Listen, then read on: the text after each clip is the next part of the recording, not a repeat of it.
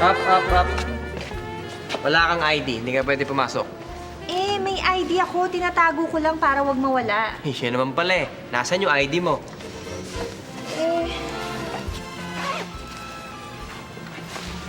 Hindi ko na makita eh.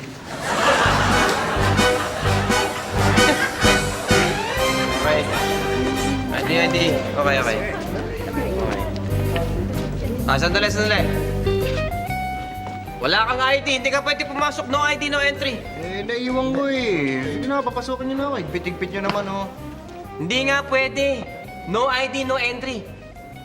Pag di niyo ako pinapasok, susumbong ko kayo. Ah, ganon. Bakit? Kanino mo ako isusumbong? Doon sa principal? Matutuwa ngayon dahil alam na ginagawa ko yung trabaho ko eh. Hindi ko kayo sa principal susumbong. Uuwi ako, susumbong kita kay nanay. Ano? Doon! Pasok na. Ay, sandali lang. Wala kang ID, hindi ka pwedeng pumasok. Eh, naiwan ko po eh.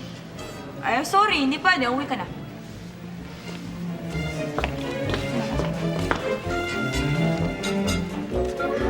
Manang guard, ibig niyo sabihin pagka walang ID, pwede nang umuwi? Oo. Yes! Palapasok! Bye!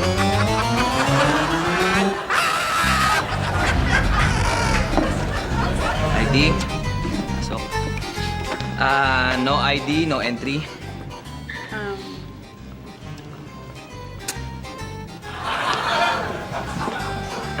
Miss, hindi ka pwedeng pumasok, wala kang ID. Hindi ka pa rin pwedeng pumasok. Sandali, bakit yung nauna sa akin pinapasok mo, ako hindi? Eh, asawa ko yun eh.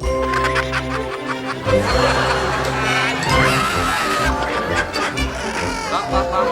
Hindi ka pwede pumasok. Akin na yung ID na yan.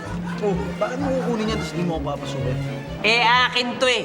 Kahapon pa itong nawawala. Ha? Kaya nga ako hindi nakapasok eh.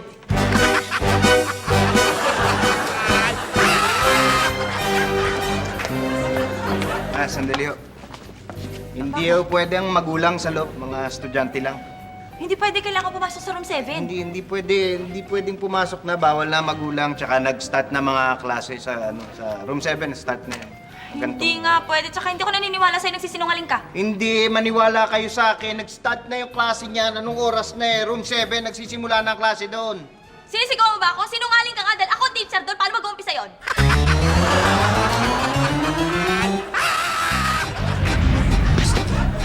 Hindi ka pwede pumasok dito. At bakit? May ID naman ako tsaka complete uniform ah. At Hoy. hindi ako pwedeng pumasok. Dahil wala na nag-enroll dito, mula na mag-aral ka dito.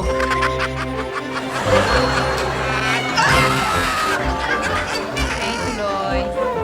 Ops! Ano yan, ha? Naku, nandadaya ka pa, ha? Hindi ka pwedeng pumasok dahil walang patch ng school yung polo mo. Eh, wala nang tinda. Ubus na yun. Anong gusto mo gawin ko? Ganun ba? Pwes may solusyon dyan. Bumili ka sa akin. Ito nga, oh, meron ako dito. Meron pa ako mga notebook, mga folder. Ito. Tsaka, Diyos ko, may gibbs pa ako. Sige na. Cash ka ba dyan? Tensya na. Baka kasi malusutan nyo kami. Mahirap na. May mga weapon, mga drugs. Gusto mo rin yung bag. Sige na. Tensya na kayo. Uy, Pogi, silikap ka pa muna ako. Sige na, dumangan na. Ano ba?